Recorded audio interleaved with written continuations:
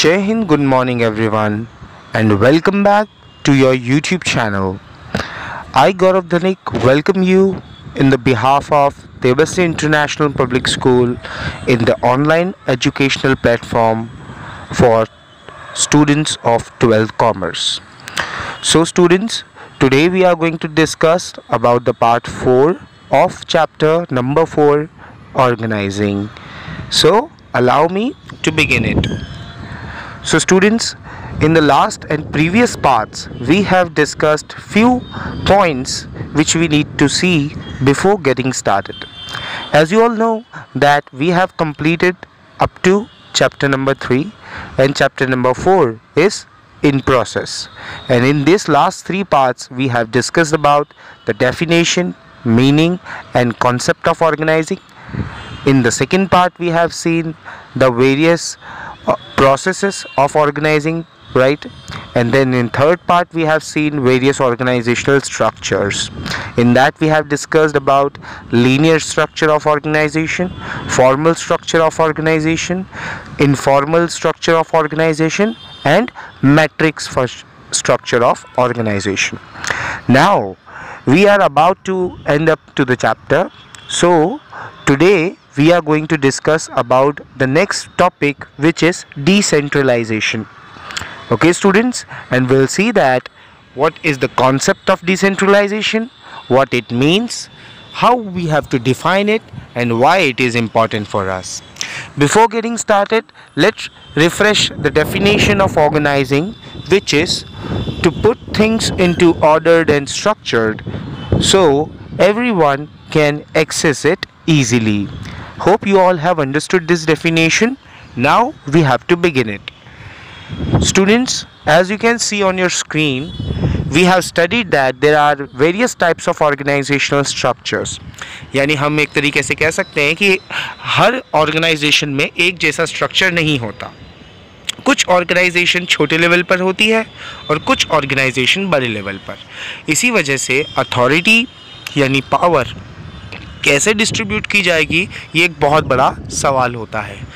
So in same way, some business units are such when authority is centralized to top level and most of the decisions were taken by the top level. यानी कुछ ऐसी organizations होती है जो जिसमें power सिर्फ top management के पास होती है, यानी इसे सेंट्रलाइज्ड पावर कहते हैं. क्या कहते हैं बच्चों? Centralised power. यानी किसी एक, हम कह सकते हैं डिपार्टमेंट के पास या फिर मैनेजमेंट लेवल के पास सारी पावर होती है, सेंट्रलाइज्ड. ठीक है, तो ये वर्ड आप दिमाग में रखिए, सेंट्रलाइजेशन. क्योंकि अगर आपको डिसेंट्रलाइजेशन समझना है तो आपको पहले सेंट्रलाइजेशन समझना होगा. तो सेंट्रलाइजेशन का मीनिंग क्या निकलता है कि जब कोई भी ऑर्गेनाइजेशन में उसके टॉप मैनेजर्स के पास, यानी जो सबसे हाईएस्ट लेवल पर काम कर रहे हैं, उनके पास अगर पूरी अथॉरिटी है, अथॉरिटी मतलब पूरी पावर अगर उन्होंने अपने पास ही रखी हुई है, सारे डिसीजन वही लेते हैं, तो हम ऐसी ऑर्गेनाइजेशन को सेंट्रलाइज्ड ऑर्गेनाइजेशन भी कह सकते हैं. So in the same way some business of organization is decision taken by done by all the levels. Certain kinds of decisions are taken by the requirement of work needed. यानी क्या होता है, कभी कभी कुछ डिसीजंस कोई organisations ऐसे भी लेती है जिसमें सिर्फ और सिर्फ टॉप मैनेजमेंट नहीं बल्कि मिडिल और लोअर मैनेजमेंट भी इन्वॉल्व की जाती है. यानी कुछ पावर्स टॉप मैनेजर्स अपनी किसे दे देते हैं? मिडिल लेवल मैनेजमेंट और लोअर लेवल मैनेजमेंट को. क्यों? क्योंकि वही हमारे ऑर्गेनाइजेशन का हिस्सा है जो उस प्लान को परफॉर्म करने वाले हैं. तो बच्चों, अब शायद आप समझ ही गए होंगे कि डिसेंट्रलाइजेशन होता है पावर का विभाजन और सेंट्रलाइजेशन होता है पावर का एकीकरण. यानी अगर हम आसान शब्दों में कहें, अगर हम शक्ति को बांटते हैं, अगर हम पावर को बांटते हैं ऑर्गेनाइजेशन में, तो इस प्रोसेस को हम क्या कहते हैं? डिसेंट्रलाइजेशन. और अगर हम पावर को इकट्ठा करते हैं किसी एक ही लेवल में, उसे बांटते नहीं किसी दूसरे लेवल के साथ, तो हम इसे सेंट्रलाइजेशन कहेंगे. ठीक है. So first type of organisation जो हमने बात की, all power rest to the upper level. ठीक है, इसलिए ये सेंट्रलाइज स्ट्रक्चर हुआ. और दूसरा वाला स्ट्रक्चर जो कि पावर बांट रहा है, डिस्ट्रीब्यूट कर रहा है, इसलिए वो हुआ डिसेंट्रलाइजेशन. ठीक है. तो डिसेंट्रलाइजेशन का जो कॉन्सेप्ट है वो कहाँ से निकल के आता है? डिसेंट्रलाइजेशन बच्चों बहुत इम्पॉर्टेंट है बिजनेस के लिए, क्योंकि ये अथॉरिटी और रिस्पॉन्सिबिलिटी दोनों पर ज़्यादा इम्पैक्ट करती है। कैसे? क्योंकि एक एडमिनिस्ट्रेटर यानी जो उस बिज़नेस को संभाल रहा है वो अपने आप सारे डिसीजंस नहीं ले सकता। हम देखते हैं कि कैसे सेंट्रलाइज ऑर्गेनाइजेशन फील्ड पर नहीं होती, प्रैक्टिकली वर्क को वो अप्लॉयड नहीं कर रही है। इस वजह से कभी कभी डिसेंट्रलाइजेशन भी करना पड़ता है। एंड स्मॉल साइज ऑर्गेनाइजेशन में सेंट्रलाइज पावर चल जाती है, बट लार्ज ऑर्गेनाइजेशन में डिसेंट्रलाइजेशन करना पड़ता है।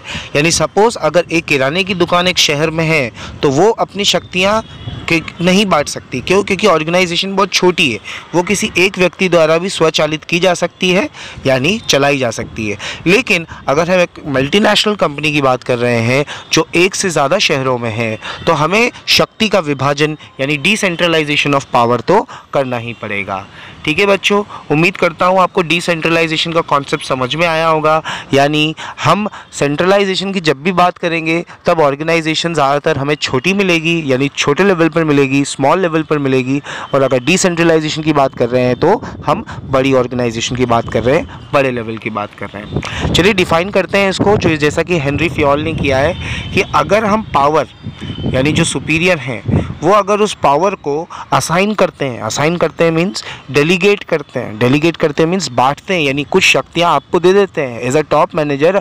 वो आपको बोल देते हैं कि ये काम आप करिए, ये आपके ज़िम्मे, ये आपको करना है। तो ऐसे डिस्ट्रीब्यूशन ऑफ वर्क को, ऐसे काम के विभाजन को हम डिसेंट्रलाइजेशन कह सकते हैं। तो बच्चों दिमाग में रखनी है डेफिनेशन हमको, क्योंकि ये आपको आपके मास्टर्स तक काम आएगी। According to Henri Fayol, the assigning of power, the distribution of work include decision making and this process is called decentralisation. ठीक है, अब डिसेंट्रलाइजेशन की ये प्रोसेस में अलॉटमेंट ऑफ वर्क भी हो जाता है और डिसीजन मेकिंग भी हो जाता है, यानी काम दे भी दिया जाता है पावर के साथ, और उसके साथ जो जिसको पावर मिली है वो उस पावर का यूटिलाइज करके अब जो भी ऑर्गेनाइजेशनल गोल्स है उसमें वो अचीवमेंट अकम्प्लिश्ड करता है। And then so let's move on to the next part which is importance. देखिए बच्चों, अब हम बात कर रहे हैं कि डिसेंट्रलाइजेशन क्यों एक ऑर्गेनाइजेशन के लिए बहुत इम्पॉर्टेंट होती है। So the success of organisation depends on the power distribution. ठीक है, तो ये बात तो हम सभी को पता है कि अगर हम सही समय पे सही काम नहीं करते तो हमारी ऑर्गेनाइजेशन को नुकसान हो सकता है। तो कभी कभी जो सक्सेस होती है, जो एक मैनेजमेंट की सफलता होती है, वो इसी चीज़ पर डिपेंड करती है कि कितनी अथॉरिटी और कितनी रिस्पॉन्सिबिलिटीज़ के साथ चीज़ें अप्लाई की जा रही हैं, इम्प्लीमेंट की जा रही है। सेंट्रलाइज पावर की जब भी हम बात करते हैं ये हायरार्की लेवल पर चलती हैं बच्चों, यानी या तो ये टॉप टू बॉटम चलेगी as a authority and bottom to top चलेगी as a responsibility. And it is non scientifically take decision, यानी ये लॉजिक इस्तेमाल नहीं करते, ये हमेशा एग्जाम्पल्स नहीं देखते, सिचुएशंस नहीं देख रहे हैं मार्केट की बाहर जाकर, ये सिर्फ कमरों के अंदर बैठकर अपने आप में अपने अनुभव के हिसाब से डिसीजंस लेते हैं। तो ये डिसीजंस हर बार तो सब सही हो नहीं सकते। ये वर्कलोड नहीं देखते कि अगर हम कोई डिसीजन लेंगे तो उस पर वर्कर्स का कितना वर्कलोड चला जाएगा। सो इसी वजह से बिजनेस में डिसेंट्रलाइजेशन ऑफ पावर करना पड़ता है, यानी कुछ पावर्स हमें वर्कर्स को देनी पड़ती है कि वो अपने हिसाब से वर्क को डिवाइड कर ले। तो इसी वजह से इसका सबसे पहला पॉइंट आता है क्विक डिसीजंस, क्योंकि अब डिसीजंस जो हैं वो जल्दी लिए जाएंगे डिसेंट्रलाइजेशन की वजह से। कैसे?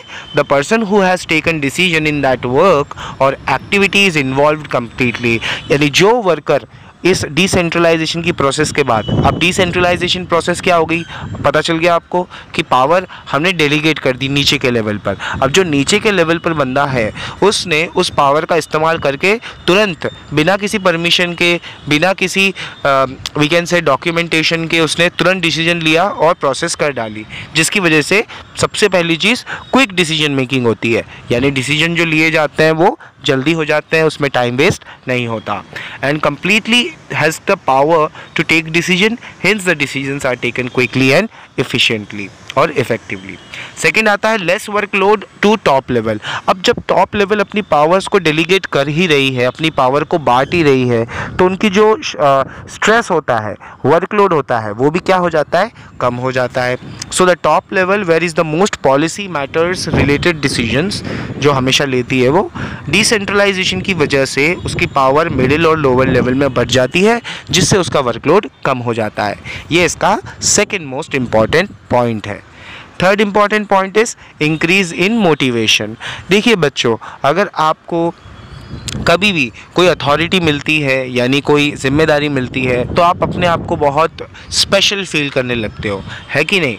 उसी तरह एक ऑर्गेनाइजेशन में भी जब एक लोअर लेवल को कुछ अथॉरिटी मिलती है या फिर कुछ ऐसी चीज़ें जिससे वो अपने डिसीजंस खुद ले सके, अपनी पॉलिसी खुद फ्रेम कर सके, तो ऐसे टाइम पर जो मोटिवेशन होता है वो काफ़ी इम्पॉर्टेंट होता है, क्योंकि वो जो एम्प्लॉय है वो ऑटोमेटिकली मेंटली मोटिवेट हो जाता है। उसे लगता है कि जो हायर अथॉरिटी है वो उसके काम को लेकर खुश है, जिसकी वजह से वो और अच्छे से काम करने लगता है। And just because of due to this decentralisation employ get motivation and increase their confidence. और उन्हें लगता है कि इंडिपेंडेंस मिडिल और लोअर लेवल को देने से उनके डिसीजंस भी अच्छे लेते हैं और कॉन्फिडेंस भी बूस्ट करता है। So also get the experience how to take such kind of decisions in such situation. यानी ऑर्गेनाइजेशन जब टॉप से मिडिल लेवल मैनेजमेंट को अपनी पावर्स डेलीगेट करती है, बांटती है, तो मिडिल लेवल मैनेजमेंट को भी एक्सपीरियंस मिलता है कि ऐसी सिचुएशंस में कैसे अलग अलग समय पर अलग अलग डिसीजंस लिए जा सकते हैं। ठीक है बच्चों, तो आगे बढ़ते हैं इम्पॉर्टेंस स्लाइड की ओर, जो कि है फोर्थ इम्पॉर्टेंट पॉइंट, जो बताता है इंक्रीज इन मैनेजमेंट एबिलिटीज़। यानी मैनेजमेंट की जो क्षमता है वो और बढ़ जाती है। क्यों? क्योंकि पहले जो डिसीजंस लिए जा रहे थे वो टॉप मैनेजर्स ले रहे थे सेंट्रलाइज्ड ऑर्गेनाइजेशन में।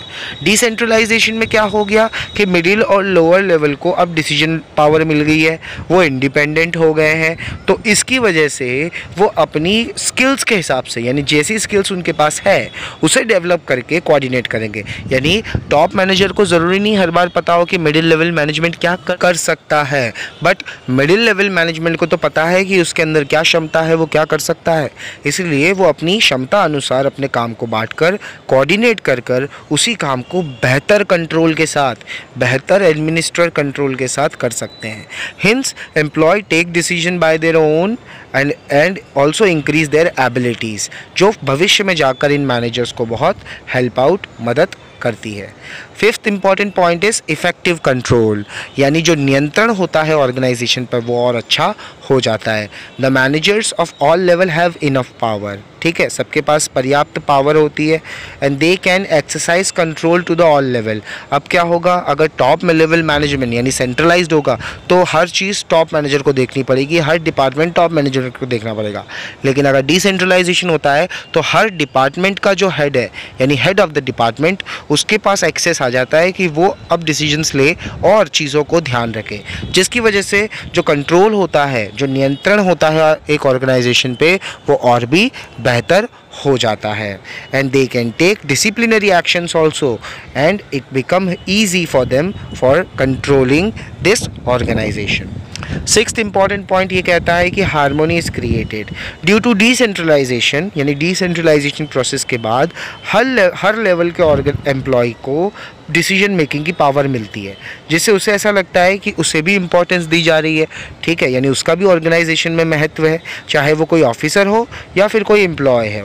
हर किसी को डिसीजन मेकिंग फॉलो करनी पड़ती है, डिसीजंस प्रॉपर लेने होते हैं। सो इस तरह जो ग्रुप होता है उनके बीच में अच्छे रिश्ते यानी अच्छे कॉन्टैक्ट स्टैब्लिश होते हैं, वो अच्छे रिलेशंस बनाते हैं जो आगे चलकर ऑर्गेनाइजेशन के लिए बेनिफिट होते हैं। अब इतनी सारे इम्पोर्टेंस के बीच में अब हम कुछ लिमिटेशंस की बात करने जा रहे हैं। लिमिटेशंस मीन कि हम कैसे नेगेटिवली देख सकते हैं इस डिसेंट्रलाइजेशन को, यानी डिसेंट्रलाइजेशन में क्या कमियां हैं।